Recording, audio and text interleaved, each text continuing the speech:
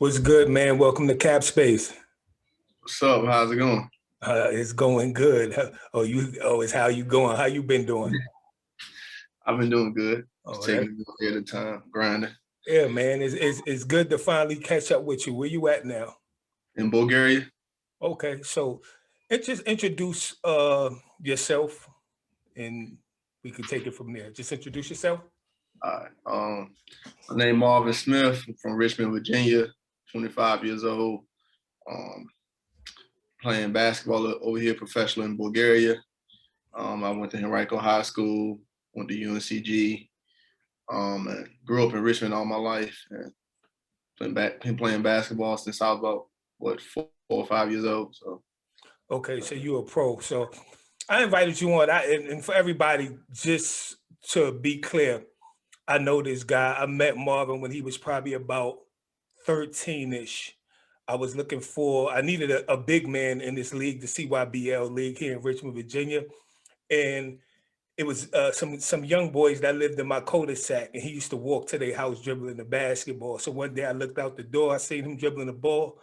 He was pretty tall at the time, not extremely tall, but he was taller than most 13-year-olds. And I flagged him down, and we've been, I guess, connected ever since. So with that being said, when I met Marvin, the thing that I wanted to bring him on for, because he got cut in the ninth grade. And if you just heard him today, he's playing basketball in Bulgaria. So take us through that journey. Like, what was it like, I guess, being cut in the ninth grade? Jordan was cut too in the ninth grade, but I think he was cut from varsity. You was actually cut from JV. So I would compare the two, but I can't compare the two. So you were cut from JV. So yeah. take me through what happened at that time. I mean, like, to be honest, I don't even think it really hit me that I got cut because, I mean, before I got cut and before I met you, like, I mean, I had a passion love for the game of basketball, but I really didn't take it that serious. Mhm. And I really wasn't that dedicated. So it was just like, I just had got cut. I mean, what kind of made things worse was that I lost my grandfather on the same day. So I kind of, it kind of really didn't hit me that I got cut from the team, because I was dealing with something else. Well, then, once when I met you and we started talking stuff, it kind of really hit me like, you really got cut from the team. And then, like, that's when I realized, like, how I had to apply myself and dedicate to the game of basketball. If I want what I want from the game, I have to put in the work and do all the necessary things to see those results. Yeah, and it's interesting, first of all, RP to your granddad. And a funny story behind that, when I met him, I got his mom number, and I called her for about a month. She would not answer me, and we was on the clock. The season was about to start. It was around Christmas. Yeah. Yeah, and the season was about to start, and I just kept calling her and calling her. Finally, she called me back. I think it was the week before the season started. So I just want to thank your mom, because you definitely helped us out a lot, even though we did. I think we lost in the championship. Yeah, we lost in the Yeah, championship. but it still was a good run. So okay, so you got cut, and what was your? Could you remember? Do you remember the process that you went through when you got cut and trying to gear up for the next year? All right, I mean, the process was, all right, I got cut. Like I said, kind of really didn't hit me. So I was just, just being a typical ninth grader. Mm-hmm. And then that's when I met you, and you said something about the league, and also was, that's when AAU was really starting to be big. So all these AAU teams was popping up and stuff too. So I had tried out for AAU team. I made that team. So my mom, hit me, was like, listen, I can't pay for both of them. So you got to make a decision. You got one or the other. Yeah. Um, and it was like, and I was leaning towards AAU because, that's where all my peers was at. Everybody else was playing AAU. And that was like the most trendy thing back in the early 2010s. Everybody. Still trendy. Yeah, it is still trendy, but that's when it really started, like, AAU ball, like everybody wanted to do it, especially in high school. So I was kind of leaning towards that. And then, I don't know, it was just something that made me gravitate towards you and, want to play in this league. And one of the things that kind of really drew me to you and going that route was that you was telling me, you got cut, and for one, I don't think you should have been cut, but it's 3 things, you know what I'm saying? He was like, in order to be good, if you're serious about basketball, you have to do 3 things each day, you know what I'm saying, to improve as a player. So just that, instead of that mentality and, you know what I'm saying, that work ethic in me made me like, you know what, I'm going to go this route, because if I went with AAU, it was just like, you know what I'm saying, I don't think that coach would have cared and valued me as much as, you know what I'm saying, you did. Like, you made me like a priority. And we'll touch on that later when it's coming as far as like picking schools and then later on the basketball career down the road. But I went with something that I feel like I mattered. You know what I'm saying? I meant something. And I wasn't just another player. You know what I'm saying? So that what made me really go through that. And, you know what I'm saying, once we connected, it was just about putting in the work. You know what I'm saying? We went to practice. We used to go, you know what I'm saying, get shots up outside courts, at gyms where we go to. I remember me, when I used to go to high school, I used to pack a little duffel bag with some gym clothes and stuff. I used to sit it in one of these teachers' classroom, and every day after school, I would walk from Henrico High School to American Family Fitness over on Brook Road, probably about 2 miles or so. Every day, rain, sun, whatever. Like, you know what I'm saying? If this is what you want, if you want to be good at this, you got to put the work in and you got to sacrifice. I mean, I could have easily said, you know what, I'm going to go hang out with my friends, you know what I'm saying, and do this and do that. But every time when that bell rang from school, I talk to my friends 5-10 minutes after that. And then after that, I get on my walk to head towards the gym to meet you there and get ready, you know what I'm saying, to, you know, either lift weights or play pickup games there, or, you know what I'm saying, we just work on ball handling and get shots up. Yep. So that kind of was a process right there. So we did that for the whole rest of my freshman year. And then that's when I also started lift weights a little bit more at Elkin Sports Performance. So that also helped me too, to help develop my body, because I was 13 years old and want to start to build some muscle mass and stuff, and, you know, be more agile and, you know what I'm saying, get better with my feet, you know what I'm saying, increasing my speed and all that stuff. So like I said, the biggest thing in the process throughout the being cut was like really applying myself and putting the work in to be a good basketball player. It sounded like it was more of a mental thing, like really understanding what being a basketball player is. And I think a lot of people discern the difference. And I think that what I try to get people to understand is, just because you bounce a ball doesn't mean you're a basketball player. Just because you're on a basketball team, it doesn't mean you're a basketball player. Yeah. You are what you do the most, right? Yeah. So if you sleep all day, every day, you're a sleeper. If you procrastinate all day, you're a procrastinator. If you go to school and that's your thing, then you're a student. That's why student athlete comes first, because you should be a student most of the time, and athlete second. Let me ask you, do you remember speaking, and I think, you know, the journey was great, definitely, but one of the things that I had to check you on a couple of times was you kept speaking about what you're going to do in the season or how much time you were going to get. And I always told you the first thing you need to do was make the team. And I think that's where a lot of people go wrong. Like, jump in the process. Yeah. You got it. Like, you can't think about playing time if you're not on a team yet. Yeah. Right. So do you remember like how we talked about setting goals, the whole goal setting piece, like how to step yourself through versus you can't become a, you know, well, you can nowadays, it's different, but you know, if you in the 6th, 7th grade and you think about playing in the NBA, right? You still got to worry about that next grade that's in front of you. Yeah. It's more important than what's 10 years down the line. Could you walk me through that? Do you remember that? Yeah, I remember, and it was like you wasn't mad, and it wasn't wrong that I had those big visions of playing a lot and doing this stuff and that. But one of the things that you know what I'm saying, shared with me and instilled in me, and I hold with to this day, is it was a phrase, embrace the process.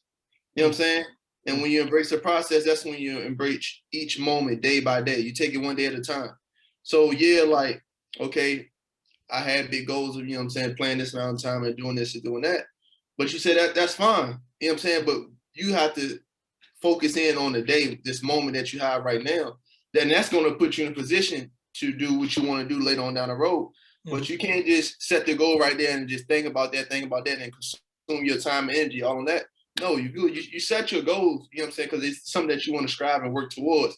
But then you have to lock in and embrace the moment, the day-to-day journey, the process of, accomplishing that goal and making that goal a reality. Yep. And I remember earlier you said you mentioned there's three things that an athlete should do every day, or a basketball player, football player. What Yeah. are the three things? Do you remember what the three things are? You were just saying like you should do three things that'll help you improve and grow as a player. So whether that's working out, Yeah. whether that's lifting weights, whether that's stretching, whether that's watching film, whether that's reading up on something that's helping you, helping you grow mentally as a player.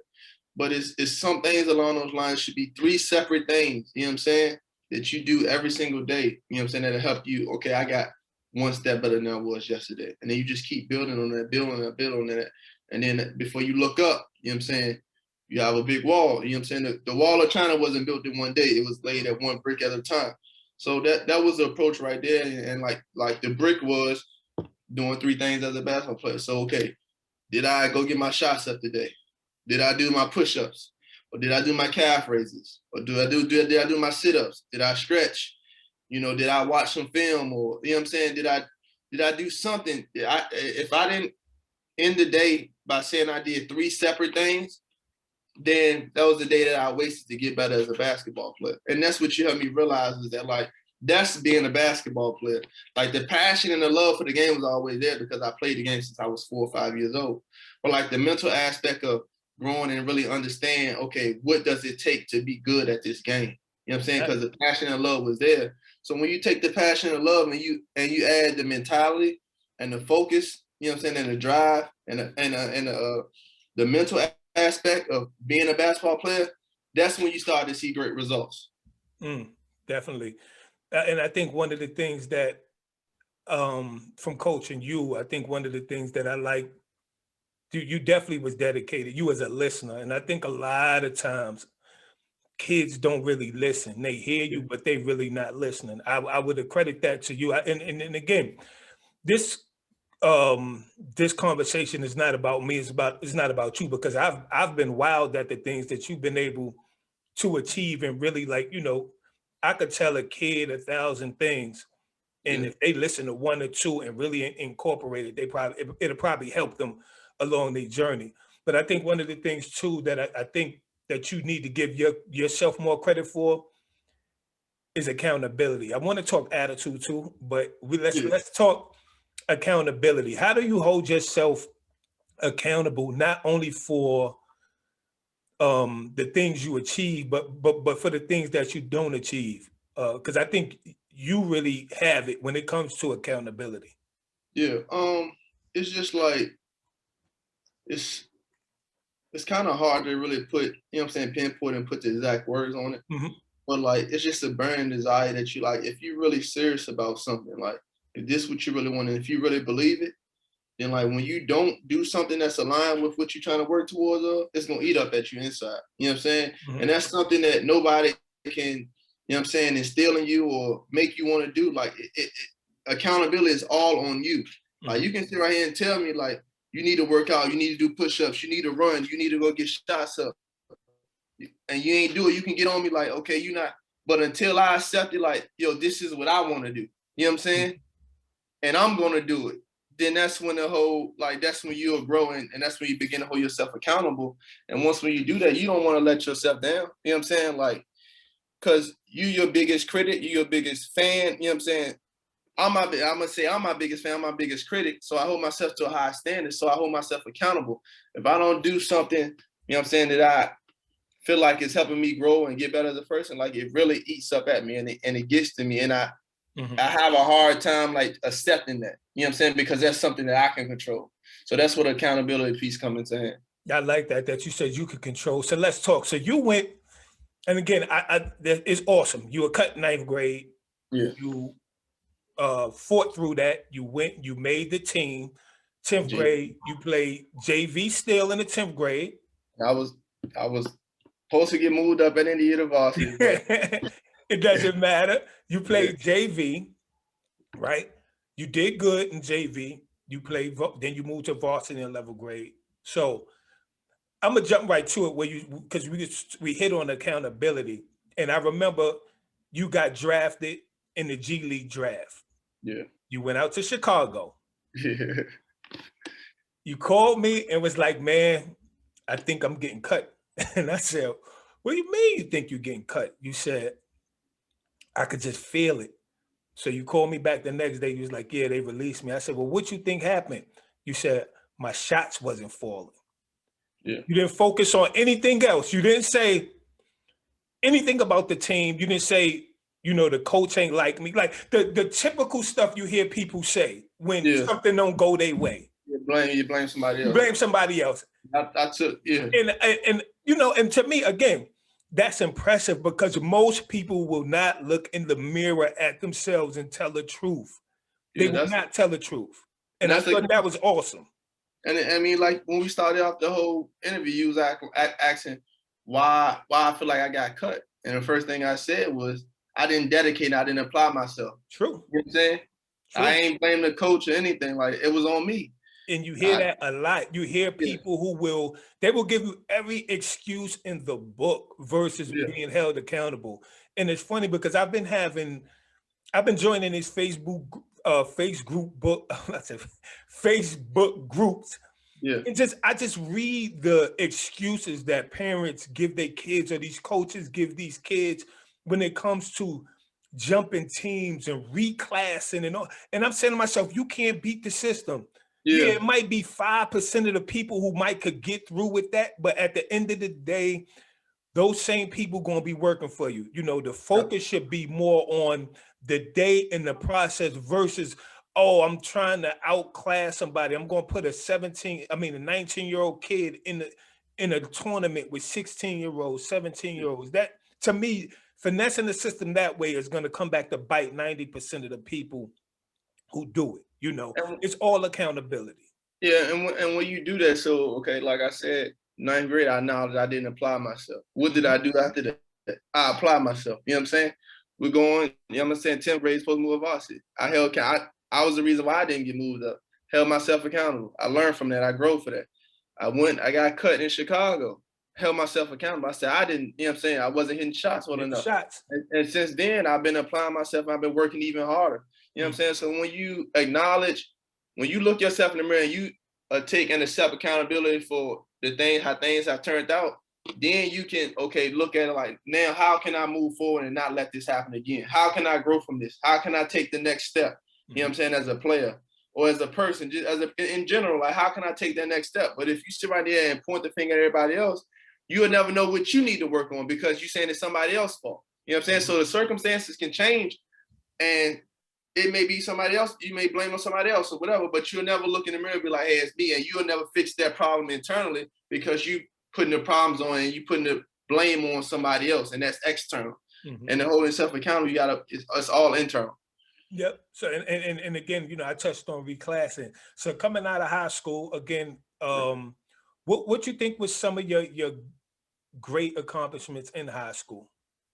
I would definitely say one, just to continue to improve each year as a basketball player. Like one of the things, as a kid, and I'm not gonna lie, as a kid, I used to get frustrated. You know what I'm saying? I didn't win the MVP, you know what I'm saying, on rec leagues and stuff and all that type of stuff and whatever. And then it didn't hit me until like after high school. And I even go back to when I was playing rec as a kid. Every team I played on always won most improved. You know what I'm saying? And that's, to be honest, is more valuable than the MVP because that shows you have gotten better. And if you're getting better, that means, you know what I'm saying, you're going to play more, or, you know what I'm saying, whatever, you're going to keep getting better. So if you go back and look at my high school career, from every year I played on the team, every year I won the most improved player. So that says from 10th grade, even though I wasn't on the team in 9th grade, I improved as a player. You know what I'm saying? I didn't get the accolade for it because I wasn't on the team, but through my high school career, each year I improved and I took a step. I grew and I got better and better. So that's one of the biggest accomplishments. And the second thing would be, you know what I'm saying, winning the state championship. Being the first team to win a state championship at Henrico High School. We did it with a special group of guys, you know what I'm saying, guys. I mean, and because when you accomplish stuff like that, you build a bond and relationship with people. You know what I'm saying? So that team, like we don't talk every day, but we communicate every now and then. You know what I'm saying? We talk to each other. Like the main core of that team, I talk to them very often. But even the guys I don't talk to as much, like it's all, we have that camaraderie, we have that bond. You know what I'm saying? And can't nobody take that away from you. When you accomplish stuff like that, like, I mean, the points and all the individual stuff, like, you mean, people do that, cool, whatever. But when you do stuff like that, like you win a championship, like the first state championship at that high school, and that's leaving a legacy, that's leaving a mark, that's impacting, you know what I'm saying, something that's impacting that school. And to see after we'd have won one, to see how the basketball team went on to win 2 more, you know what I'm saying, the other sports are starting to do better and better. It's just like, you look back on it like, that's more valuable, that's more important than me going, you know what I'm saying, not getting cut and then my 10th through 12th grade year scoring 2,000 points. Yep. You know what I'm saying? Because, yeah, that'd be cool, my name being in record books, but 2-3 years from now, ain't nobody gonna remember that. You know what I'm saying? Exactly. But to see, you know what I'm saying, to see, okay, I can go into that gym, or any random person, like the kids that go to High school now, they can walk in that gym and see a picture of me and say, like, that's the first state championship. Like, that person never meet me, but they'll see my picture right there and be like, that guy was a part. And they'll see me playing professionally. You never know, that kid can see me, you know what I'm saying, on Instagram or on Twitter, on Facebook, whatever, like, oh, he went to my house. You know what I'm saying? And that's, like I said, that's more important. You know what I'm saying? And that's what really holds value. And like I said, that's exactly true. Yeah, and that's leaving a legacy, man. Because you could score 3,000, you could score 3,000 points, like you said, and it's not no real. Your name might be on a piece of paper somewhere, but when you're talking about leaving a legacy, being the first at something, that outweighs a whole lot. And I only ask you that because when you look back, you know, when you were in high school, you didn't really play, you was playing center. Yeah. You was playing center, and that wasn't your position. And one thing that I never heard you talk about was like reclassing. You looked at your options. You had a few options coming out of high school. Yeah. But then you made the decision to go prep. Yeah. Because at a prep school, you would play your natural position of the 2-3. Yeah. Instead of sitting back a year in high school playing against a bunch of kids who were younger than you. Yeah, so I'm probably playing center again. You know what I'm saying? True. Yeah, true that. So what was the journey like going to prep school? What was the journey like? And like tell me like what was some of the advantage for you going to prep school?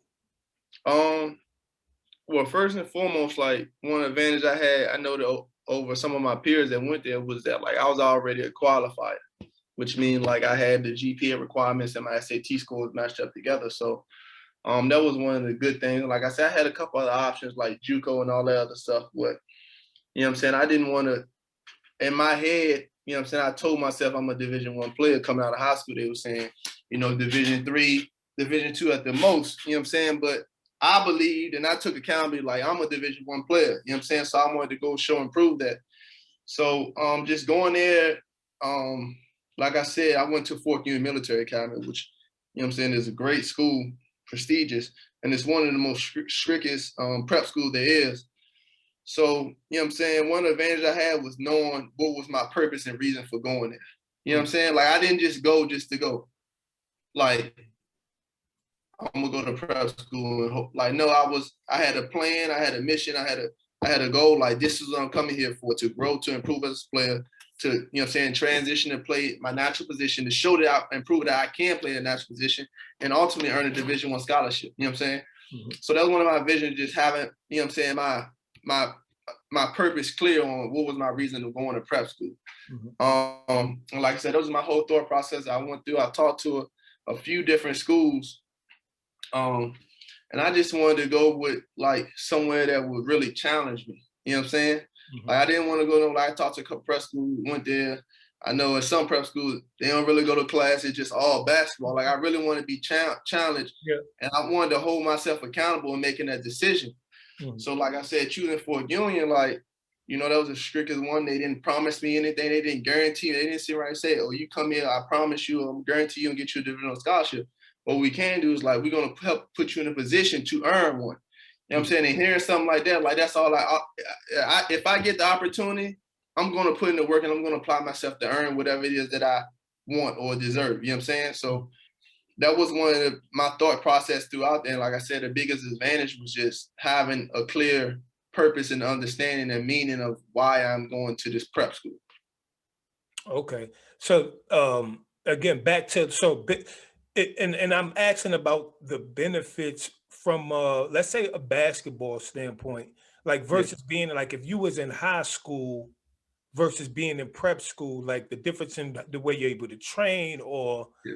the difference in how much time you spend in class or how much you could focus on basketball, how much you could, or maybe the amenities. Like Yeah. what are some of those benefits? Like it's definitely a higher step in high school. You know what I'm saying? Because you're playing against, guys, you're like, so it's like everybody on the prep team is 18, 19 years old. You know what I'm saying? So it's no, you got to worry about a freshman or none of that. Like, you playing against all people and guys your age. And even we played against some JV college teams. Like, we went to Carolina, played against their JV team.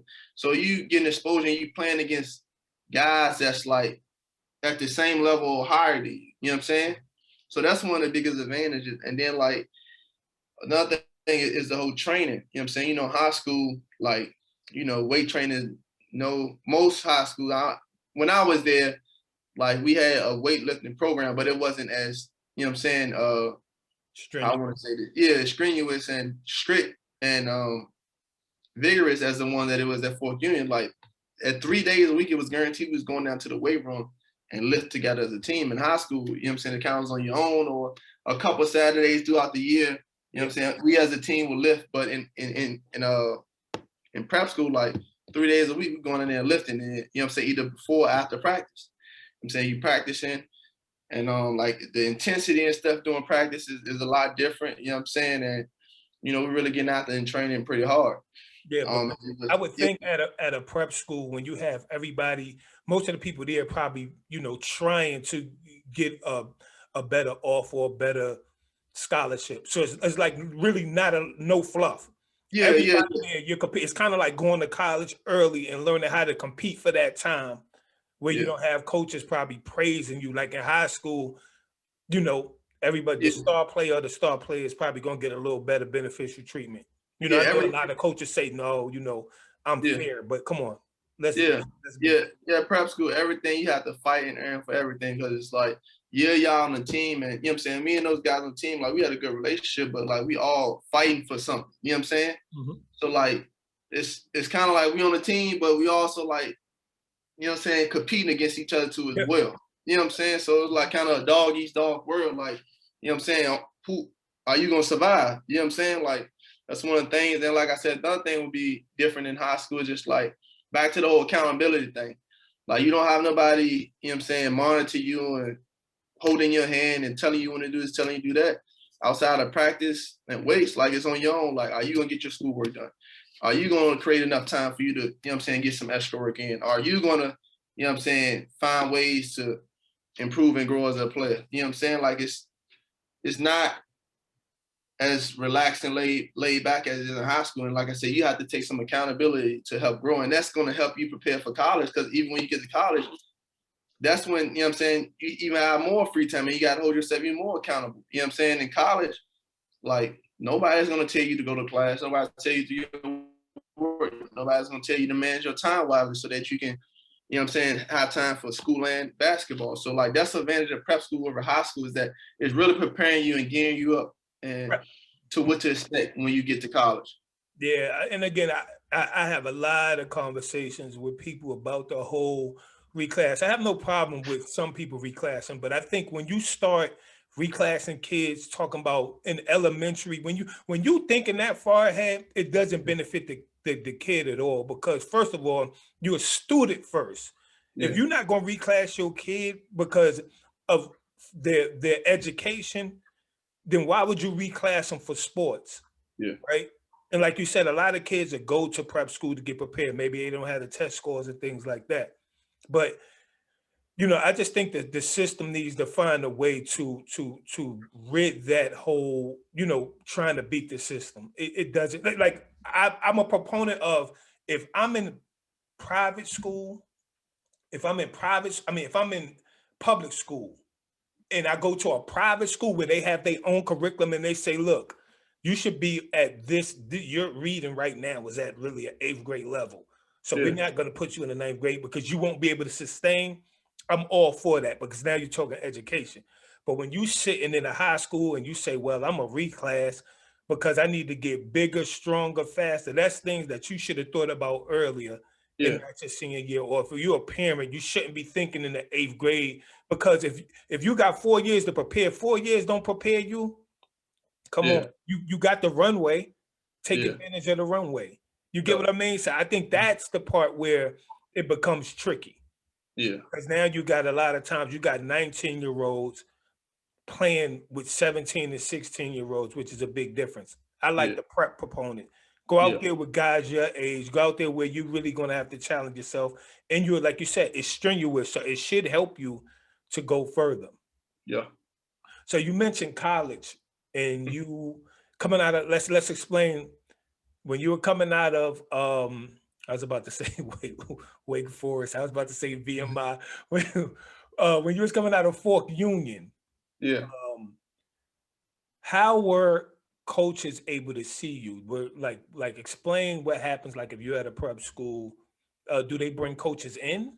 Like Yeah. how At a prep school, our coaches reach out to coaches and stuff, and then um, like through the recruiting process, they have like dead periods and live periods. So like after like September 20th, whatever, coaches were able to start coming in and practice and see us. So like it just be random, like you know what I'm saying. We every day we have practice. And one day you may have 5 coaches, and some day you may have 0, some day you may have 2 coaches. You know what I'm saying? They'll come see you practice. You know what I'm saying? They like what they see, they express your interest, we're gonna follow and keep up with you. Um, and then at this time, social media and highlights, all that stuff wasn't that big now. It was on Huddle, but yeah, it wasn't like a database that you can go pull up, you know what I'm saying, some guy film and yeah, watch yeah. film on. You're starting to sound old. Like So me. Okay. yeah, so they'll come to games and stuff like that and send us letters and phone calls and stuff like that all throughout the process. And that's pretty much how that whole recruiting process go at prep school. Is just kind of just like, Fork Union has a reputation of, I'm saying, having a good post grad team. So coaches would just like sometimes they'll be coming for a certain player, or sometimes they just like, we're gonna go check out Fork Union, see what they got, because we know they have a prep school. They normally have good players, so we're just gonna pop in there and see. You know what I'm saying? So sometimes it be like that, or sometimes it may be on one of the coaches may have a connection, or coaches may have reached out to a certain college or something and be like, hey, we have 2 wings, 2 bigs, and a point guard that I think that's, worthy of playing at your level, a consideration of y'all just come to look at and check out. Mhm. And then that college be like, okay, cool, we'll be there, such and such. You know what I'm saying? Or something like that. So that's kind of the process through that. Yeah, I remember you being there. I thought one of the good things was hearing you say, we had coaches at our practice, which a lot of, public schools, unless you just got some Yeah. A1 talent, Yeah. maybe like a John Marshall here in Richmond, Virginia, where I attended, they might have more coaches coming in. But yeah. I think that's definitely it. So you come out of Fork Union, and what Yeah. college you selected? Um, so I didn't select my college until after the Final Four in April. Hmm. I went the whole year. I picked up one offer in October from VMI. Then I didn't pick up another offer till April. So like, but I ended up choosing UNC Greensboro, and it was crazy because like um we had like a college night. So that's another thing at prep school. Like we host like a college night where that's when a lot of coaches would come in. So I think one college night we had probably had like 20, 25 coaches come in, and I picked up like 3 offers that night. It was four offers that night, and it was Abilene Christian, UNC Greensboro, Western Kentucky, and was one more I can't necessarily think off the top of my head. But I was really sold on Western Kentucky. You know what I'm saying? I had been looking up. I had seen they just had played. Courtney Lee had went there. I had seen they just had played in like the Sweet 16 a couple years before. And you know what I'm saying? Like I had a goal of it, and I'm like, I could see myself there playing there. You know what I'm saying? Playing as a good competition. So when they offered me, I was almost ready to just go ahead and pull a trigger. But I just wanted to get down to the campus and see the campus first. Hmm. So we talked to the coach that night, try to get something together. But unfortunately, like the coach mother was having some health problems, so we couldn't work something out. And at that time, UNCG was on me hard, like, yo, we want to get you down here as soon as possible. It's in the third. So I was like, you know what, I'm gonna just take the UNCG visit first. I'm gonna head down Western Kentucky in a couple weeks. You know what I'm saying? I'm gonna just go check it out. And then plus, like I'm at prep school, I'm like, I'm trying to get off this campus for a little bit. Let me just, you know what I'm saying?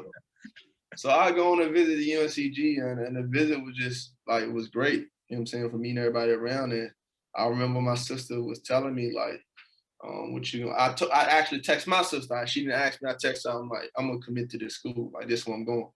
And like I told her this on like Friday evening. They got there Friday morning, so that by Friday around like 2 or 3, I had told her that. So like Friday night, Saturday night, she texted me like, "When you gonna tell him? When you gonna tell him?" And then by the end of my visit on Sunday morning, I just was like, you know what I'm saying, I'm gonna commit here. And it's crazy because I had 4 more visits I could have taken, and I just started to pick up a bunch of offers, and more offers gonna come in, but it was just like a feeling thing. Once again, like I said, when I made the decision, you know what I'm saying, it was just a feeling thing. Like this is just where I need to be. I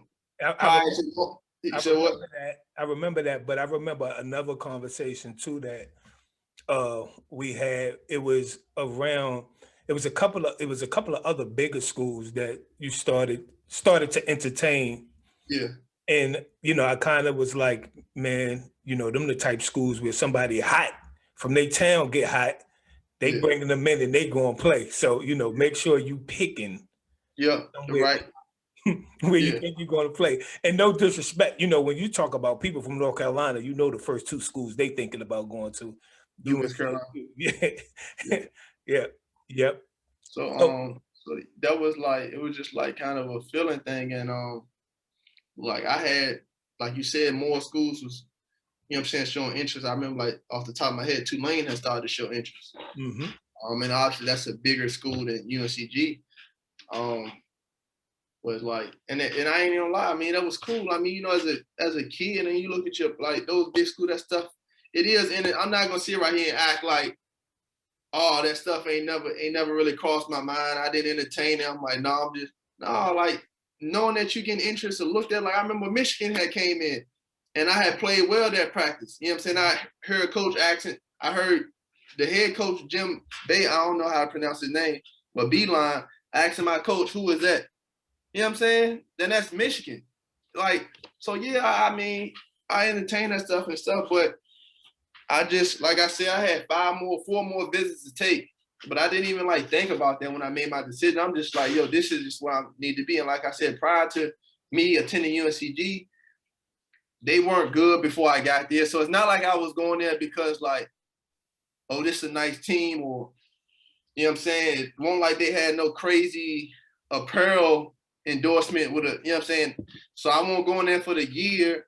I won't go in there because they had like some crazy success. Before I got there, they haven't been to the tournament, NCAA tournament till 2001. And that's been a dream since a kid, was to play in the national tournament and compete for a national championship. Like that's been a dream and goal of mine. So like I said, they didn't have the history of doing any of that stuff.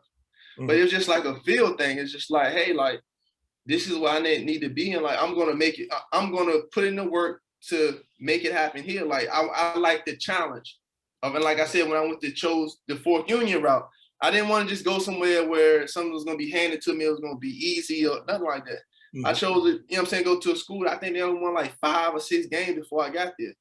So I accepted that challenge. Like, okay, like this is gonna really challenge and bring out the best of me as a person, as a player, and everything. And like this is where I'm gonna go. Like I said, I could have waited around, and who knows what school would have offered me. It would have been a bigger school. Maybe Michigan would have offered me. Like, who knows? But like I said, that stuff was entertaining and it like grasped my attention at some point. But when I, you know what I'm saying, really went into my thoughts and thought on things and analyzed the situation, like which situation would be best for me, I mean, it was just easy. I just followed my heart, and I built like I said, one assistant coaches, Dwayne Simpkins, I built relationship with him because that was the one who was really recruiting me. And like, once again, me and him talking, and we still communicate to this day. Like he commented on my mom picture. My mom, like his family and my family and my mom talked. Like his wife talked to my mom and stuff like that. So on the time when he was recruiting me and reaching out to me, and on a ride back from me committing to back to Fort Union, like I felt like once again, like I meant something to somebody. Like I wasn't just a player. Or I wasn't just okay, we signed this guy. Like it was a relationship and it was a bond built between us two. You know what I'm saying? And that's what made me gravitate and made this shit even much easier because you know what, like I'm not just anybody, I'm not just any player, I'm not just any recruit going to this school. Like, no, like I'm like, okay, this is Marvin Smith coming here. You know what I'm saying? Like, so that's one of the big things that make me pick that decision. So what about, so let's talk, okay, so we went through high school getting cut. Yeah. You won the state championship. Yeah. You took the prep road because you was playing out of position. Yeah. So now you get to UNCG. What type of challenges did you face at UNCG? Yeah. I mean, off the rip, like, and this cap space, we ain't doing no capping. Come on. Like just how you touched on at the beginning, how, you know what I'm saying, I said I was gonna play this amount of time and do all this stuff. You know what I'm saying? One of like my first days there, sitting down with the head coach Wes Miller there, I said that like I'm an NBA player. You know what I'm saying? That's me jumping the gun already. And it's okay to like I still have that dream. It's okay to have that vision, you know what I'm saying, to have that goal. But like I didn't even play a minute of college basketball yet. And here I am. You know what I'm saying? Yep. Jump in the process. Yeah. So that was one of the things, just like, and I like coming in, I was like, yo, I'm gonna start. I don't care. Like I'm gonna. So it's good to have that mentality, you know what I'm saying? But you, like you see, you have to. When I first got there, I didn't really embrace it. I was already looking at the big picture, like, listen, I don't care. I'm gonna start. You know what I'm saying? But I didn't embrace each day. You know what I'm saying? So that was one of the big challenges. I was looking too far ahead versus, you know what I'm saying, embracing the moment. You know what I'm saying? And that's that day right in front of me. So that was one of the challenges. And then. But did you get humbled? Did you start? No, I didn't start. I didn't start at the beginning. No, that's what I'm saying. No capping. So yeah, you got there. Yeah, we're gonna get to. You had big dreams. You had big dreams when you got there, and the coach humbled you. Yeah. See, and that's the thing. A lot of people, like now, when you look at this transfer portal, these kids are being humbled. Yeah. They're being humbled because, again, when you have people that keep giving you, and that's one of the conversations we had. And I said a lot of people you will see is going to catch up to them when they get to school. You'll see people transferring. You'll see people dropping out because they can't handle the truth. And when they're humbled by a coach or the players on the team humble you by, you know, giving you that work night in and night out, then the fight is different. Yeah. When you start transferring and running from life, it will catch up to you. That's what I like, the fact that you were humbled by Wes Miller. Yeah. and it goes back to the accountability thing. Like, okay, when you get humbled, you know what I'm saying, you can run away from your problems, or you can put the work in, you know what I'm saying, and learn and grow from it. And like that's what happened. So, you know what I'm saying, I went through it and I ended up a week. I played the first scrimmage. And I remember telling you, like, man, I just was kind of nervous out there. Like, I played all right, but I don't think I played too well. So the second scrimmage we had the following weekend, like, before I even get out there, I just feel some pain in my foot. I'm like, man, it just don't feel right. I thought it was just my tape was too tight. So I went and got retaped, and it's still there. But I'm like, I'm going to play anyway. So I ended up playing well the second scrimmage. And then, like, we get towards, I think this is the last quarter. And he was like checking the game. I'm like, I came my foot. He was like, what you mean your foot? He thought I was just like checking out, like I ain't want to play no more because I've been playing well and I ain't want to play like the last couple minutes of the scrimmage. I'm like, nah, for real, like my foot. So when we go get it checked out, I end up having a stress fracture in my left foot. And so that's another challenge I had to do, was battling with an injury, because I never really had no serious injury that helped me out. And I was out from the beginning of November to the end of December. So that's 2 months of not playing basketball. So I had to deal with that. And then so that was tough. And then I even had some crazy, I got shingles, which I never even heard of before I got to college. I don't know how it happened, but I just had to deal with that. It come from stress. Yeah. And it come from stress. that was another setback. And then, like I said, I lost another family member that year. Mm-hmm. So it was just a lot going on my freshman year on top of trying to establish myself as a college athlete, Mm-hmm. not just athlete, a student athlete, you know what I'm saying, as far as with taking care of my business and schoolwork and showing that I can play at that level. So it was just a lot, just balancing out, dealing with all that stuff, and then trying to balance everything out. That was kind of tough and stuff, but you know what I'm saying, I held myself accountable. I ain't pointing no fingers, and I just kept working and just like, you know what, I'm gonna just take it one day at a time. And that's, like you said, I got humbled, and that's what began me to put me back in the, okay, just embrace. Like I said, what you told me is stick with me to this day, embrace the process. Mm-hmm. You know what I'm saying? Like, everything is not always gonna be fine and dandy and perfect and going well. Like, it's gonna be some hard times, but that stuff is gonna build your character and, you know what I'm saying, help you grow as a person, as a player. So I embraced the process. I embraced each day. And I came back and started playing at the end of December. My first came back, I went like 1 for 9. I played like 13 minutes or 11 minutes, but I got whatever. And then, like, I was go looking at big picture thinking, like, I'm supposed to be playing and doing this stuff well. Like, the first 5 games I got back, I probably averaged about 7 to 8 minutes. Mm-hmm. First 5 or 6 games. And I was frustrated. I was mad. Like, yo, I want to be playing. Like, you know what I'm saying? I feel like it, but like I said, I was jumping the gun again. And, you know what I'm saying? We had to have a talk with me, the assistant coach, Dwayne Simpkins, and Wes Miller. And he like, you know, he bought it like, yo, you came back in 5, 6 games, and you shooting like 19% from the field.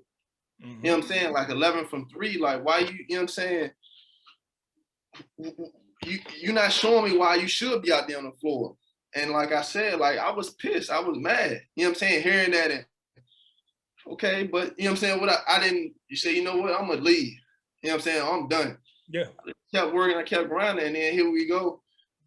Like, after just 5, 6 games, I started to play more. And then 2 games after that, I'm starting. And then next, you know, I start for the rest of the year as a freshman. You know what I'm saying? Yep. And I finished like the last stretch of the season shooting like 35% from 3 and like 40 from the field. You know what I'm saying? And it's just, like I said, I held myself accountable. I kept putting in the work. I kept embracing the process. And every time I feel myself like jumping the gun, the phrase, embrace the process, embrace each day. That's what, you know what I'm saying, realign me and recenter me to, you know what I'm saying, my focus and put me back on track. And once when I do that, everything else take care of itself. Definitely. And I keep hearing you saying like embracing the process. Like, what was in college, what was your routine like? Like, you know, outside of, you know, because most people or most kids would think that I go to practice and I go to the games. Yeah. And I go to the workouts that the coach tell me I need to go to in the study hall. Yeah. Outside of that, there's a whole nother routine that you should be taking on from a student athlete standpoint if you're trying to get better. Yeah. What was your routines like? Like, what was your daily routines like to get better, to get more time? What did you have to do? My first day there in the summer school, I had just played pickup a couple of days before I sprained my ankle. Mm-hmm. So I got to college like 2, 3 days later. And at night, as soon as I finished packing up, I go to the gym. I'm in there getting, you know what I'm saying, working on myself by myself. The next day, I go to the weight room. It's not scheduled. We can't even, like, I think I got there on a Wednesday. So we wasn't gonna start the team workouts until that Monday. Mm-hmm. And like that Thursday, or either Thursday, I'm like, I'm going to the weight room. I'm getting a lift in by myself. You know what I'm saying? Boom. But that whole summer, from the day I got there, I would get up at 6 in the morning with a weighted vest on, and I'd run from my apartment probably about 1.5 miles, 2 miles to the gym. Get to the gym, do some ball handling, get some shots up, come home, rest, get ready for study hall, go through that. I have, you know what I'm saying, summer school freshman. We had class from like 9 to 12 or whatever. Got out 12, go weights. Got weights, we got pick up, and I get shots up afterwards. So that was my, you know what I'm saying, my freshman summer. So I do that. And we got into the school year, I was a little bit closer. So I still get up at 6, go get shots up. I hit a little bit more flexibility throughout the day. So I might have 2 classes and have a break. I'll go get a quick workout in, go back to class, come back, got weights. team practice, you know what I'm saying, get some shots out. So that was my daily routine. And on the weekend, like I don't have no class outside. If I'm not at practice, like I'm in the gym on myself on my own. You know what I'm saying? Like I still enjoy it. I'm not gonna sit around and say I didn't enjoy college. Now that's all I did. Like I still did stuff, but I still make sure I got my 2 to 3 workouts on my own by myself. So So that was my whole that was even during the school. That was even during the school year. that was during the school year. Still putting the work in necessary. Yep. Okay. So college career. Now we still talking college career. So just just breeze through like what happened, sophomore, junior, senior year and accomplishments. You don't have to go game by game, but just give us like a timeline of things, of accomplishments of things, or any type of setbacks too as well. Okay, so freshman year, like I said, I got hurt, came December. Did you make any tournament teams? Like freshman year, freshman team? No, I didn't make no all freshman team. Whatever. I think we finished winning 9 or 10 games or something like that. Mm-hmm. We still had a record below 500. Came my sophomore year, like I said, a routine. Each summer I improved on a routine. So I found a way to get an extra workout or, you know what I'm saying, do something more each year to help grow as a player. So just think about those 3 workouts on my own on top of things. Each summer I did a little more, you know what I'm saying, to grow and improve. So we go through that, get ready for sophomore year. I'm playing well. You know what I'm saying, best friend of mine who's on the team. You know what I'm saying, we talked about playing well together and doing all these things. And, you know what I'm saying, a week before the season, he decided, you know what I'm saying, it's best for him to transfer. It's kind of sad because, you know what I'm saying, me and him had really good chemistry on the court together. I never played, you know what I'm saying, I never played with somebody else I had that good of a chemistry with. And like, I was really excited. And I felt like if we would have played together, we really would have had left a big mark on that season, and only on our team, but nationally too as well. Like I just feel like we had that good of a chemistry, and that's how good I believed in us. You know what I'm saying, playing together on the floor together. So he decided to leave, and it, you know what I'm saying, it was a setback because, like I said, we had plans, we had set plans and goals together to go out and accomplish that year, individually and collectively as a team and together. So that was kind of tough, and then. So it was also, and he was a year ahead of me, so he was a junior, he was a leader too as well. So that kind of just forced me as a sophomore to step up into a leader role earlier than probably, you know what I'm saying, expected. So we go through sophomore year, I improved from averaging like 4.9 points a game, like 2 rounds a game to average about 10 and 5, 10 and 4. Something like that. So I doubled, you know what I'm saying, in both statistical categories. I'm saying improve. I ain't make no all conference team, anything. Definitely play way better my sophomore year and I go ready for my junior year. I said things get better too as well. And then I didn't really take the step, you know what I'm saying, that next step as a basketball player. I just kind of stayed exactly where I'm at. And it wasn't because of like my work at anything. It's just my mind. I was just, you know what I'm saying, I was dealing with stuff, you know what I'm saying, with my family.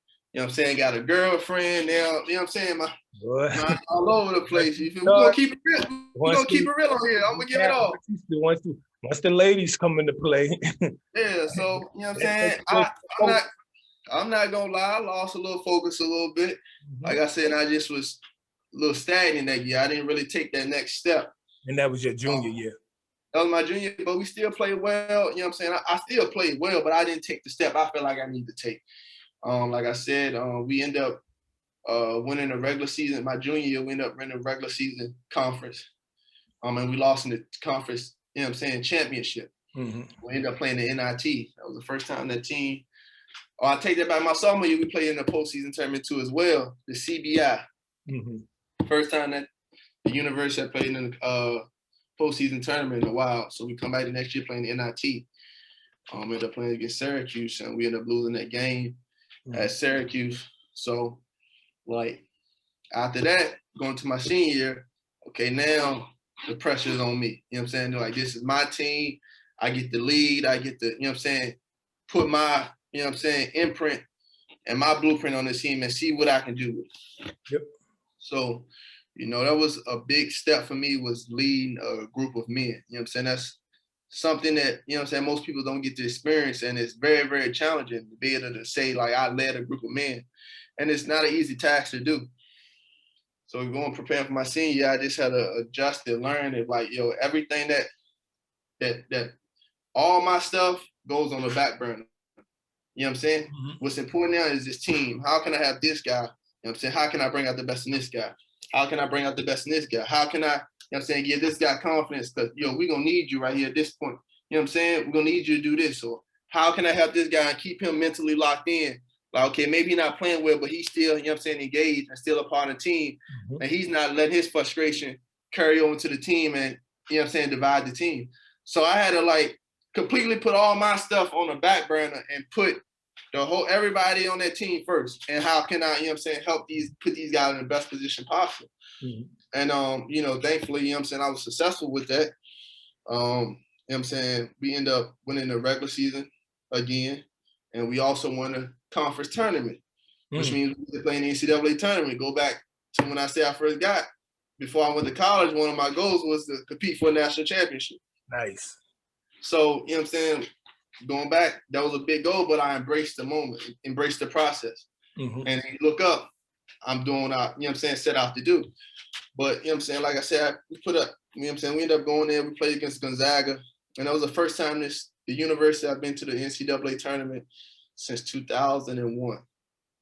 Yeah. And I think that was the first time in a while. I think it may have been the first time they didn't win a regular season and a conference tournament. Mm-hmm. Yep. So that means you got rings somewhere. Huh? So that means you got rings somewhere. Yeah, I got some more rings. And once again, we go back to high school, that's leaving a legacy. You know what I'm saying? Like, yeah. You know what I'm saying? That's bigger than scoring, 2,000 points and all that stuff. Like, I left a mark and a legacy on that program, on that university. Like, yo, this man helped us lead to something that, you know what I'm saying, we haven't been accustomed to in a long time. Yeah. He helped shift and change the culture of this program. Yeah. But like I said, we go there, we play against Gonzaga, and, you know, it was a tight game. We played them well. You know what I'm saying? We was up 4 with like a minute and 20 left, or a minute and 40 left. It was up 4 or whatever. And then they ended up coming back. They went up 3. And then come on, talk to us. What happened? What happened? Man. This is on national television too. Yeah, it is. What happened? First round. It was first round of NCAA tournament. What happened? First round. What happened when the game came down? Before I even get to that, man, I went 0 for 7 for 3 that game. Oh, all right. You know, I couldn't buy a bucket, but couldn't buy a bucket on national. Last one, it's like 9 seconds left. 9 seconds left. Down 3 at the free throw line. They missed both free throws. And who got the ball? We get the rebound, the point guard get it. I'm cutting down the right side of the basketball. He pitched it ahead of me. I ain't think twice. I just let it fly. Let it fly. And I say the ball, this thing haunts me to this day. Man, the ball literally goes down, rattle in and out. It's halfway down and pops back up. And I just, they're going to get the rebound. We foul again. We end up losing by 4 or 5. Hey, man, things happen. It happens that way. It happens that way. But what I get from the conversation, what I thought was great was you talking about being a leader, right? I think that's the thing. That's what college taught you how to do. You being a leader, you understanding how to put your stuff behind you and not only push people, but leaders, sometimes, you know, everything can't be push. As a leader, sometimes you got to pull people. And I think that's great. You understand that, you know, everything might not go right for somebody, but you got to understand how to pull them along so that they can help everybody out for the team. All right. So now we done went through college. Let's talk. You get drafted by the Chicago G League team. Yeah. All right. We hit on that a little bit, and you said that when you got there, y'all workouts pretty much you couldn't hit the shot. Yeah. So I get there. I mean, you want me to talk about the process leading up to that? Or just go straight to that. No, just talk about what happened because it was a short stint. It wasn't a long stint. Yeah. Right. No, I'm talking about just from, you know what I'm saying, the NCAA tournament to, you know what I'm saying, finally get drafted, that gap in between. Yeah, but you got drafted. You could start at you getting drafted. The whole how I guess you could say how it happened, or I don't know how they do these things. Okay. I mean, so the process, I decided to pick an agent. You know what I'm saying? Like I said, my goal and dream was to play in the NBA. So I wanted to go with an agent that would help put me in that best position to do that. I picked my agent, you know what I'm saying? And it was a little, I mean, it tested me a little bit because, you know what I'm saying, I didn't get drafted until October. So you get to like August, September, you see these guys going overseas to play, they starting to make money, you know what I'm saying? And you just sitting around and still working out, you know what I'm saying?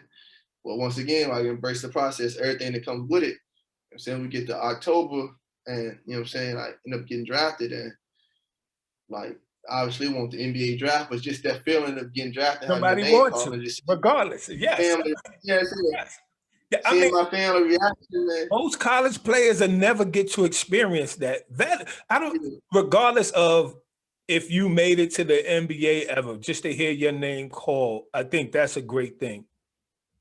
When you Yeah. look, So when like you that, when you look at this, how many players were better than you coming out of high school, supposedly better than you that you played with, or supposedly when you look at this, when you look at from that aspect, right? Or how many people probably average more than you, have more rebounds, or yeah, how many setbacks you had? You got cut in the ninth grade. How many people could say they got cut in the ninth grade and yeah, said they heard their name get called called. Yeah. in the G League And draft? that's what like we're gonna get off top a little bit, but that's just like just being able to, it's like you don't measure, how I wanna word this. Like, yeah, it wasn't the NBA, but I still got my name called. And then like with kids today, my big, you know what I'm saying, advice I can give to y'all, like don't get caught up into what level you playing at Mm, or what school you at.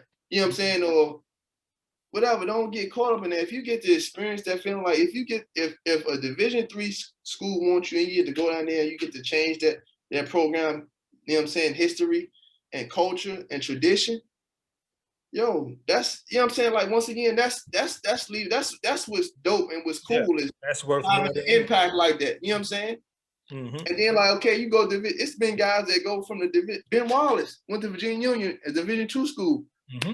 a Hall of Famer in the NBA. You know what I'm saying? So you think he got caught up in, he's from Alabama, or I didn't go play at Alabama University. Yep. No, he went to Virginia and he embraced, this man won championships there. You know what Mhm. I'm saying? Like it's real history in that gym that he done there. Yep. And then he go on, you know what I'm saying? That everything is gonna take care of itself. Just embrace and don't get caught up in like, oh, I'm not doing this. I'm not at this level. This guy at that level, man. No, man. What's for you is for you. You know what Yeah. I'm saying? And embrace it and enjoy all of it. Man, it's funny that you said that because, like I said, I'll be in this Facebook group arguing with people, and you know what kills me is like when you have somebody coaching kids, right? Yeah, And they're trying to help them manipulate a system. That's yeah, the most frightening thing to me. Don't give me no excuse of why you didn't do it. yeah, Don't give me those excuses, and I'm talking to guys that's 50, guys older than me, 50 something years old, talking about, well, if he was 6'5", if he was 6'5", he'd be the same person he was at 5'11", 6, when you are who you are. yeah, That's point blank, period. Don't, because, oh, if you look at height, and and there's no shot at Michael Carter Williams. Michael Carter Williams is a 6'6" point guard, but look at Kyrie yeah, Irving. So height doesn't yeah, really matter. Yes, it helps, yeah, but you are who you are as a person, and I think that's where people lose it at. People don't want to hold, yeah. like, you could find an excuse for anything. But Iverson would have been accountability, Iverson man. would have been Iverson at 6'6" or 5'11" or 5'9".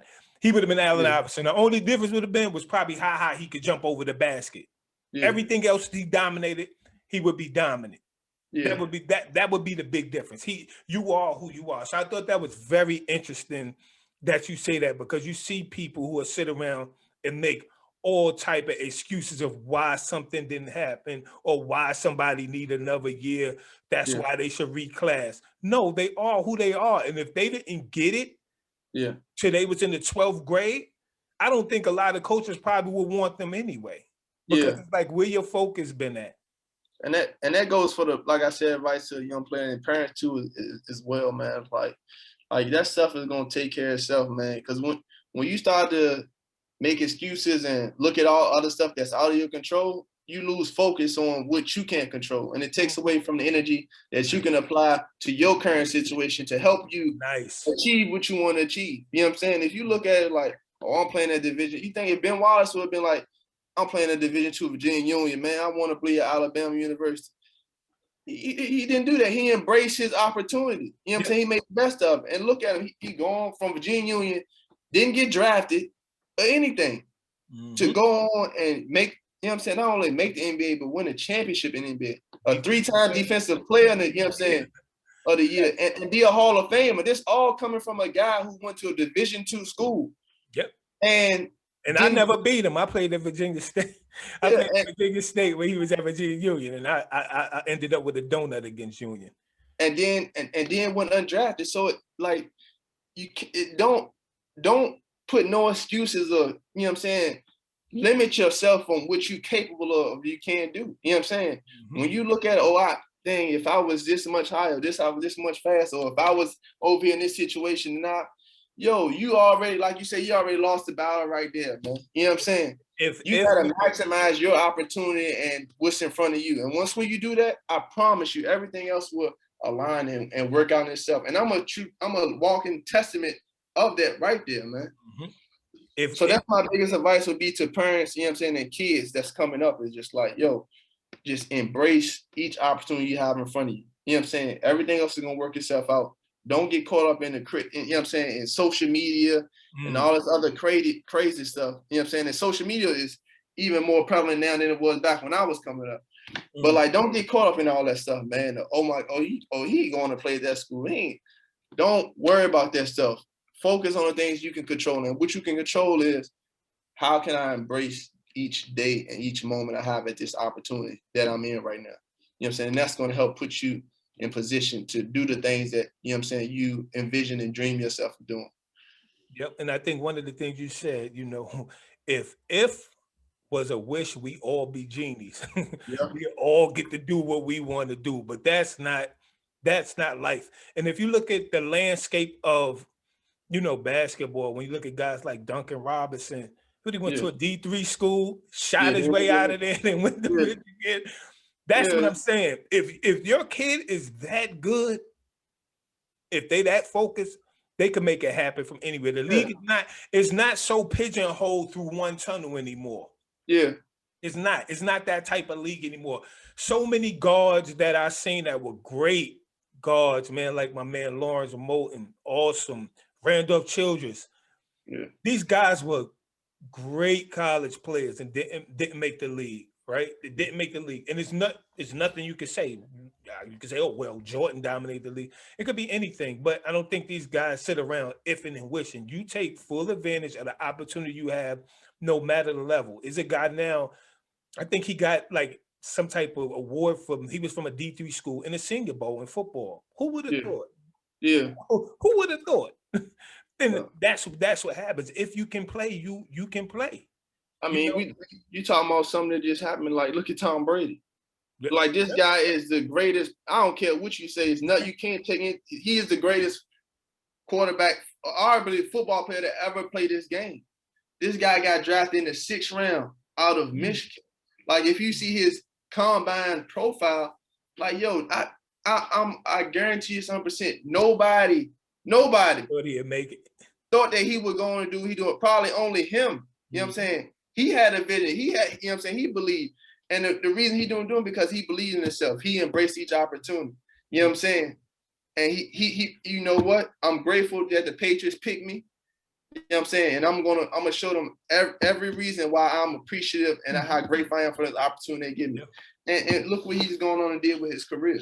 But that's so it's a little off topic, but that's good. That's good stuff. But that's the same for anything. You can even look at guys like Steph Curry. Like, if you look at the draft profiler, he's too small to do this. He really can't do that. If you listen to these people, or if you don't focus on the work, on the things you control, then a lot of times, you know, you'll be doing yourself a disservice. You won't be able to achieve anything because you're trying to live up to the level of what somebody think or what you think you should be playing at versus showing what level you should be playing at. Okay. So we went through You got a long time. But back to no, the but you G find League. you did your 3D the G League thing. Your Yeah, shot wasn't falling. Boom. So now you're a pro basketball player and you're overseas. You yeah. play overseas. Talk me through what it's been like so far in your professional journey of basketball overseas. Um, honestly, man, it's just like it's crazy. We just spent this time talking about this stuff, and it's crazy how this interview is just flowing. You know what I'm saying? This ain't scripted anything, but we just sat right there and talked about that. And you asked about my overseas experience, man. So after I got cut, I was home from November, December. I left Let them know January. where you got cut from, because you got cut from the ninth grade too.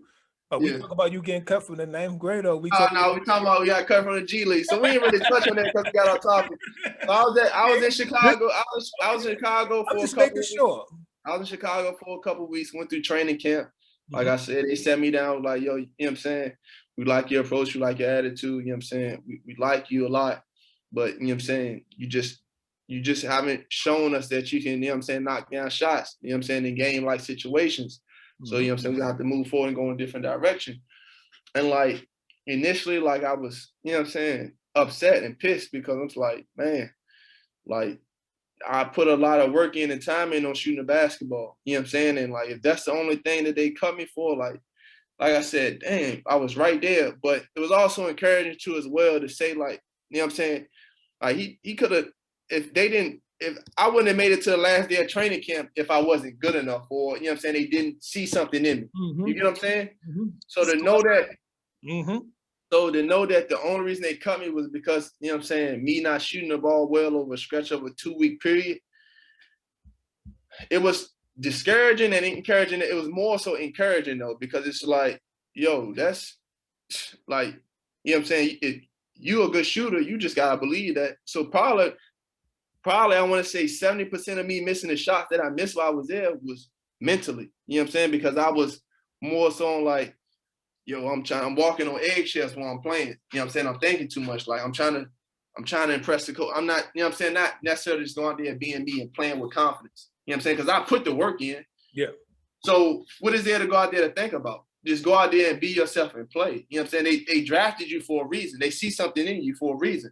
So what do you know what I'm saying? What are you thinking or seeking approval from them for? Like they already gave you the approval. Mm-hmm. So that's one of the things that probably psyched myself out is me mentally. So like I said, with the whole shooting thing, I'm just like, you know what? Come back, I just work on that. So like I said, I go through, I'm home for a couple months. I end up going to Iceland on January 1st. And like, this is the second division Iceland. Mm-hmm. In the overseas world, when I end up signing, I'm not gonna tell you the country now, but when I'm signing my next contract the next year, the owner of that team was like, yo, when they told me you played in the second division of Iceland, I looked at this coach like, yo, why are you bringing this to me? I didn't even know they play basketball in the second division of Iceland. Mm-hmm. But like we just touched on, I embraced my opportunity. You know what I'm saying? I didn't look at it as this goes back when I, you know what I'm saying, took to go play rec basketball with you. And I was, 13 years old. Them guys were probably a year younger than me. I could have wanted to go play AU with my peers, but I went with somebody who valued me, you know what I'm saying, was a priority to me. He want to help me grow. Want to help me grow and improve as a player. So when the coach from Iceland reached out to me, you know, he was like, man, you know what I'm saying? I know this is not your level of basketball, but you know what I'm saying? I know you've been home for a while and you know what I'm saying? I just want you to come here, you know what I'm saying, put up numbers, you know what I'm saying, and have some tape out there so you're just not sitting around for a whole year. Mm-hmm. And this guy found me off Facebook. Like it wasn't like, you know what I'm saying? It was just, this was like, it's just crazy how things align. You know what I'm saying? I didn't try to be like, you know what, man, nah, that's the second division. Yeah, I'm better than this because I had an offer from a team that's in this country that I'm playing in now to come over here and play. But I didn't feel it in my heart. You know what I'm saying? I didn't feel it. So when this happened, I just embraced the opportunity. I said, you know what? I'm going to go with it and I'm just going to make the best out of it. I go there, finish the year Iceland. I've been like 25 and 12 or something like that. Okay. Come home. My first week back from home, I'm training. Tore quad tendon in my right quad. Never setback. another setback. So now, like the whole summer, I'm gearing up thinking I'm like probably going to play in another, you know what I'm saying, league in like Puerto Rico or something over the summer, you know what I'm saying, get some more, whatever, like, I don't know what may happen, but I have to rehab and stuff. So I go through the whole rehab process, getting back from my quad. I didn't start feeling like 100% or back to myself till probably about the end of July. Mm-hmm. So I go through that, go through August, like guys starting to sign again, like the end of August. And then I get a, you know what I'm saying, I talk to my agent. He's like, yo, you know what I'm saying, we got a deal over in Germany. Mm-hmm. End up signing to go play in the second division in Germany. Once again, like my goal is, you know what I'm saying, playing NBA, but I didn't look at it as like, you know what, like that's too low for me. I'm trying to do something to help me. I just embraced the opportunity, you know what I'm saying? You know what I'm saying? And they had a guy to get injured a week before they needed to fill a roster spot. So I'm like, you know what, cool, I'm gonna go ahead and take it. I realize how much I'm saying I embraced the opportunity, go on and play. First game of the year, like I had like 21-6 or 21-7. I was like 7 from 9 from the field, or 8 from 11, something crazy like that. 4 for 5 from 3. You know what I'm saying? Playing well. First half of the season, I'm shooting like 60% from 3. So you look at a year ago at this time, I was cut from not shooting the ball. Where in a year later, like over the first 2 months of the season, I'm shooting 60% from 3. Mm-hmm. You know what I'm saying? Mm-hmm. So go in and like, you know what I'm saying, I wasn't starting. So I mean, like I said, I was coming in and filling the guy. They had that roster set already. You know what I'm saying? So they were just plugging in the guy. They honestly probably didn't expect me to be as good as I did or have the, you know what I'm saying, produce the way I was producing.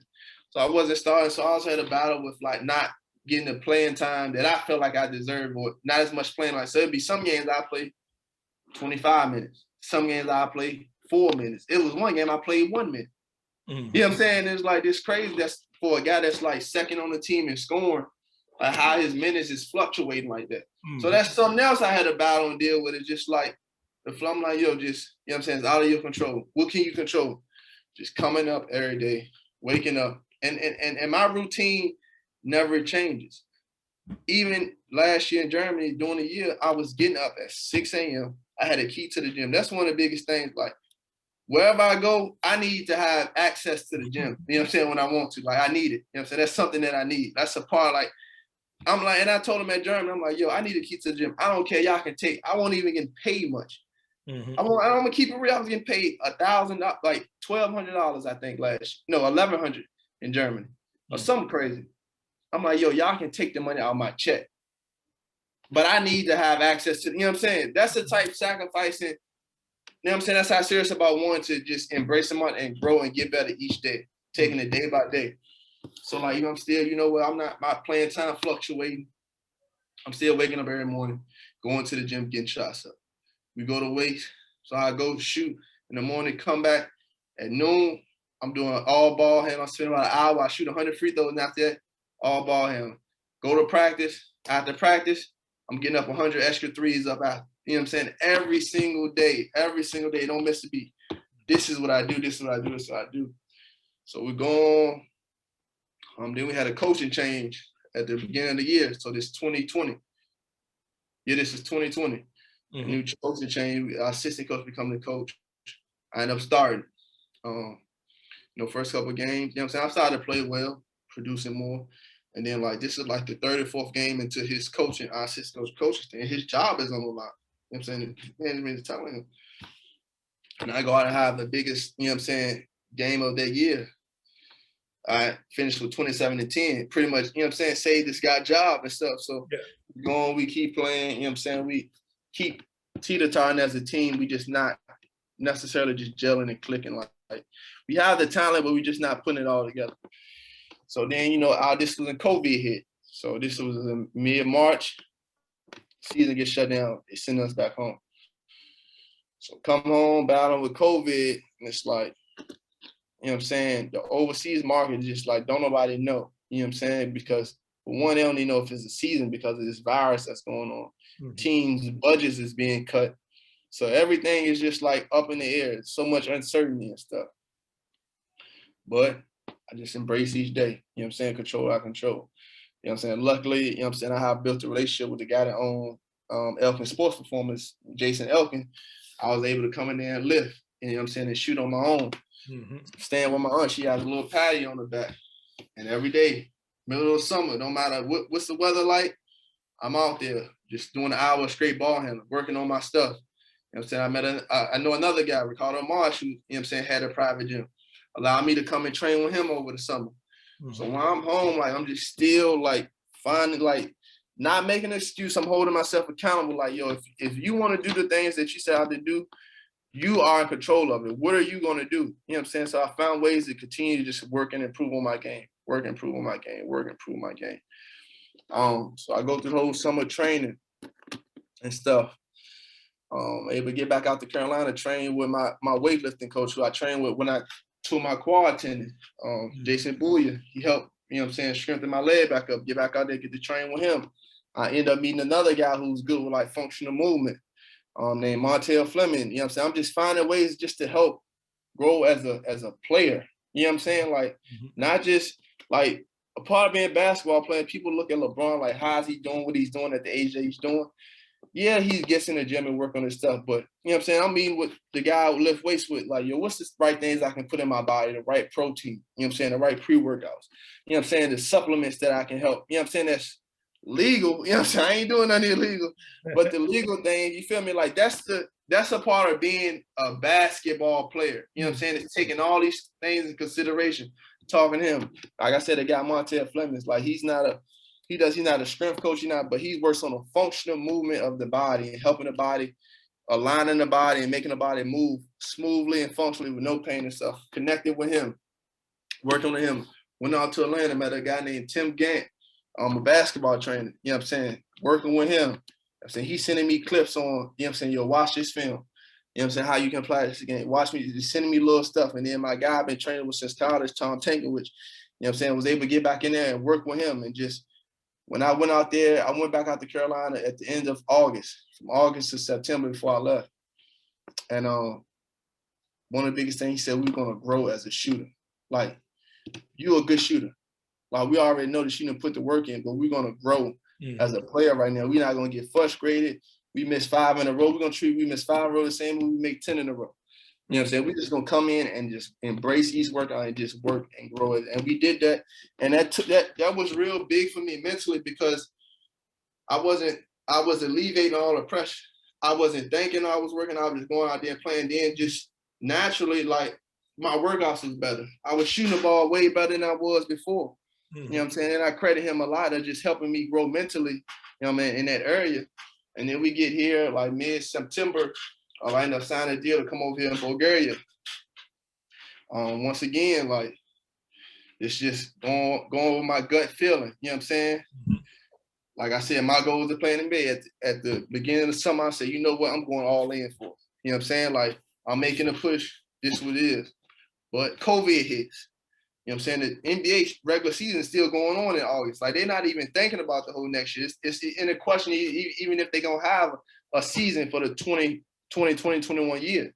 You know what I'm saying? And in the G League, they talking about that not even happening.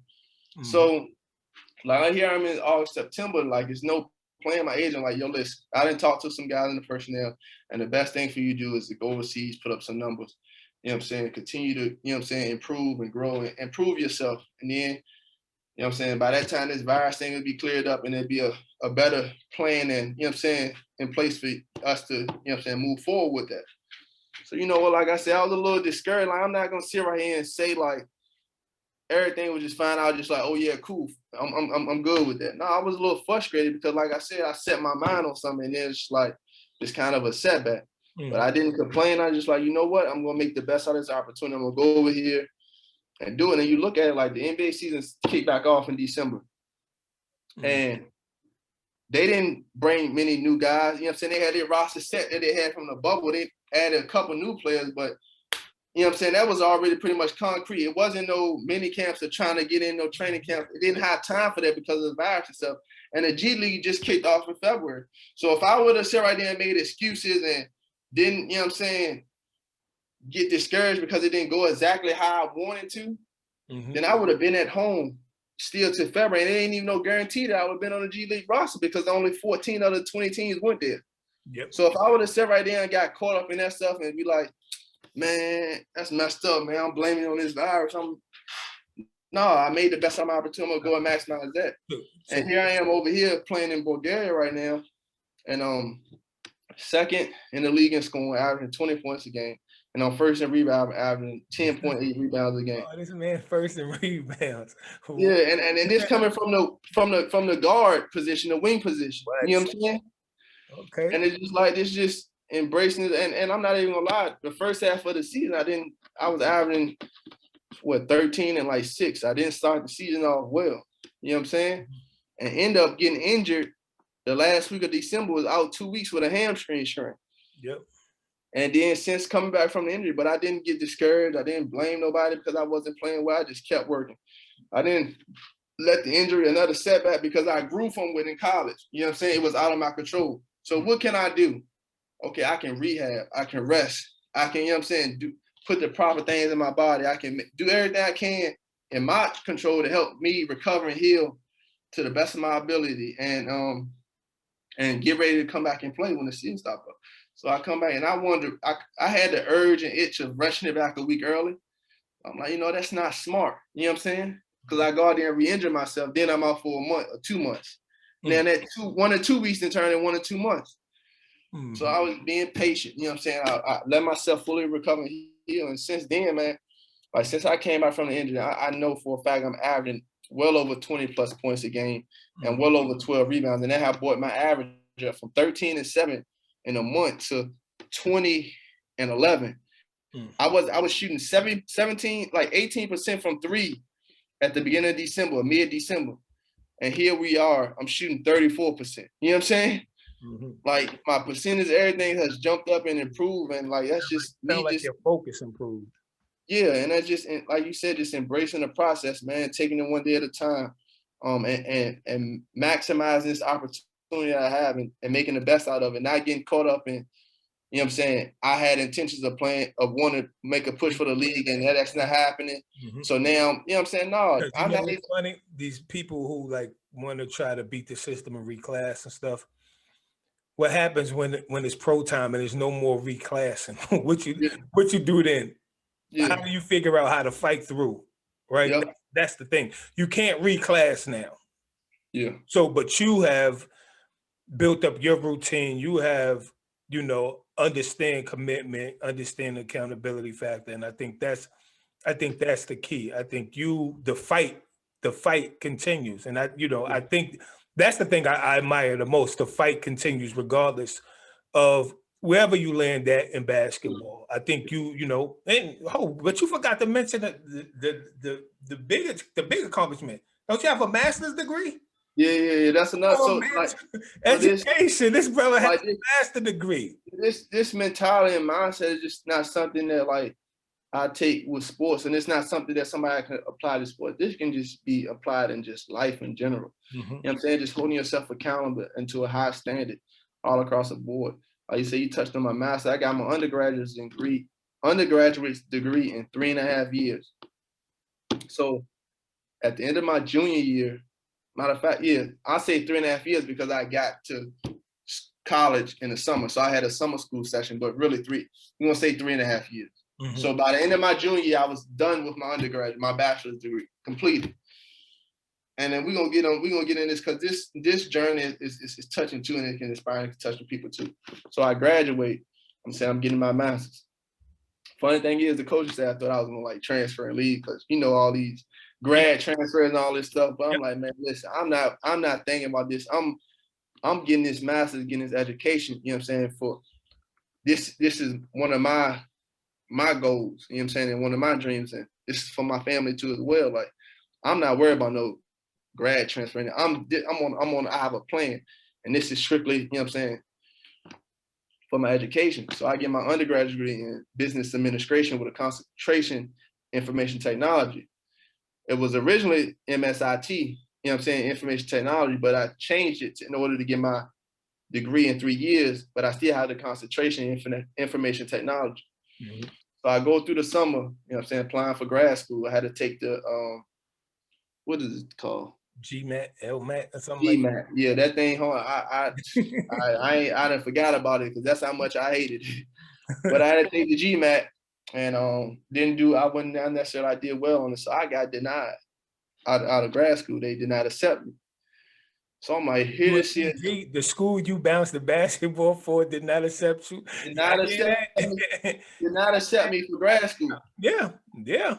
Like, this is the end of July.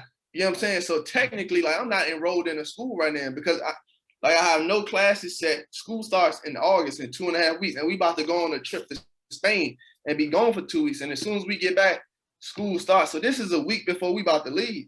I'm not enrolled in no classes, so I'm not. You know what I'm saying? Enrolled in school. Yeah. I get denied. You know what I'm saying? So I have to like take this program and get my post-baccalaureate. That's what the program called, my post-baccalaureate degree. Mm-hmm. So I had to take this program, you know what I'm saying? And they were like, you know what, if you do well, then we'll reconsider, like maybe, you know what I'm saying, we'll be able to accept you in without looking at your GMAT scores and just take your grades from your post-bac program. So I'm like, man, like here we go. Like my plans is just going to my master's in information technology and get that. Now I gotta take this program. But you know what? I'm gonna do it. I'm gonna make the best out of it. I take my first semester of my post-bac. I end up finishing with like a 3.8 GPA in the post-bac program.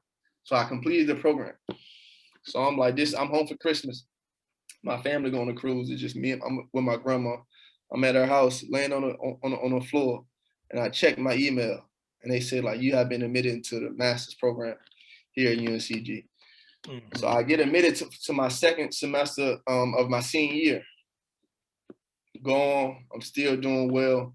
You know what I'm saying? Finished my master's. And actually, when I got drafted to the G League, that whole fall of 2018, 2018, I was still taking classes. So even though I was in Chicago playing, I was still taking still taking classes and stuff like that. And that's why you couldn't hit the shots. Your mind was on your class. Hey, but it is funny how things work out because you know what? I got cut and I was back home and I was able to walk and get my master's degree. You know what I'm saying? And let my mom and my siblings and my grandmother, you know what I'm saying? They got the experience there. And if I was on a team, like they wouldn't have let me came back for that. I just would have just received my certificate. So like things like, that's why I go back to saying, man, just everything is gonna work yourself out. You may not understand it, you know what I'm saying, in a moment when it happens, because it may look like a setback or a failure, but embrace it all, man. You know what I'm saying? Because something greater is coming. So like I said, I ended up getting cut, but by me being cut, like obviously I would like to be playing in the G League, or you know what I'm saying, who knows what that would have led to. But by me being cut, I got allowed my family, and it's bigger than me. You know what I'm saying? It's not always about me. Mm-hmm. You know what I'm saying? I learned that as being a leader, but it's not always about me. And my family got to experience me walk across the stage, you know what I'm saying, obtaining a master's degree. You know what I'm saying? The first male from my family to ever do that. You know what I'm saying? And to do it in 4.5 years, to get a bachelor's and a master's degree in 4.5 years, man, like that's on top of playing basketball in college and playing at a high level. You know what I'm saying? Not like I was just, you know what I'm saying, walk on, no disrespect to them, or like I had a big responsibility as a basketball player. I had to lead a team. Yep. You know what I'm saying? Student. So I had to manage all that stuff and able to do it in 4.5 years. So to get my family's experience that, man, that was like huge. And like here I walk away from that school, not only leaving an impact and a legacy on the program in the athletic department, you know what I'm saying, for athletics and basketball, but I walk away from that school with 2 degrees and I'm debt free. I don't owe that school anything. Yep. You get what I'm saying? So like that's big. And you know, I just realized that we never touched on that. Like, and I remember that's big. But let me ask you this, and we're gonna close it with this now. You know, again, I think your journey is awesome. Yeah. Like I said, I don't think it's too many people could say they was cut, you know, from JV, not from varsity in the 9th grade. Yeah. We're talking JV. Yeah. In the 9th grade. You battled through that. You battled through playing out of position, finally getting a D1 scholarship, getting drafted by the G League, getting cut, and still embracing the process and playing overseas. You're still playing basketball. You still considered a pro basketball player. Yeah. Your ultimate goal, I know you said it a couple of times, is to get to the NBA. Yeah. When does basketball stop for you? Like, and this you touched on it, has said like you feel like mentally, like my focus is better now. I was reading this book and it was talking about like the alchemist, talking about following your dreams or whatever. Mm-hmm. Touched on the one, it didn't say follow, it's like living out your dream. And like my ultimate goal, I'm not even gonna say it's a dream. My ultimate goal is to play in the NBA. Mm-hmm. But as a kid, my dream was to play professional basketball. Right. So I am living, I'm not chasing no dream. I'm not pursuing the dream of playing in the NBA. I am living out my dream because I'm a professional basketball. You know what I'm saying? Yep. Like everything from being cut in the freshman year of high school, making JV, you know what I'm saying, playing out of position, going to prep school, freshman year getting hurt, you know what I'm saying, balance, you know what I'm saying, going through the college I went through, that G League, getting cut, second division Iceland, second division Germany, first division Bulgaria. Like that's the dream. You know what I'm saying? It's not just me getting to the NBA. Oh, no, like I am living on my dream. And when it stops for me is when I say it's like when that desire to keep going and keep pushing, when that goes away, that's when it stops for me. You know what I'm saying? It's not when I, you know what I'm saying, go to the NBA or win a championship or whatever, and then an injury occurs and happens. No, it's that it stops for me when that passion and desire, and it's only something that you internally that I can feel inside that I know, like, hey, it's, you know what I'm saying, it's time to hang it up. But as long as that desire is still burning on me to continue to wake up every day and keep, you know what I'm saying, doing everything I can to grow and improve as a basketball player and allow the outcome, like whatever happens after that, to just embrace it. When that desire to, you know what I'm saying, not want to embrace it, and that's when it stops for me. So like I said, man, I am living out the dream. I'm not pursuing or chasing a dream. I'm not chasing anything. Like I have a vision, I have a goal, I have a plan. And everything that I'm doing is living out the dream. You know what I'm saying? Every day I wake up, I'm living out the dream. You know what I'm saying? Like it's not nothing I'm pursuing or chasing. You know what I'm saying? And it's not. And when that time comes when I play in the NBA, that's not me. Oh, I finally accomplished my dream. I'm still living out the dream.